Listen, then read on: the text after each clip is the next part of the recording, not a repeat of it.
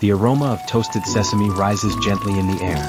Chili oil brings warmth while soy milk makes the broth rich and smooth. Every layer comes together creating a deep, comforting taste.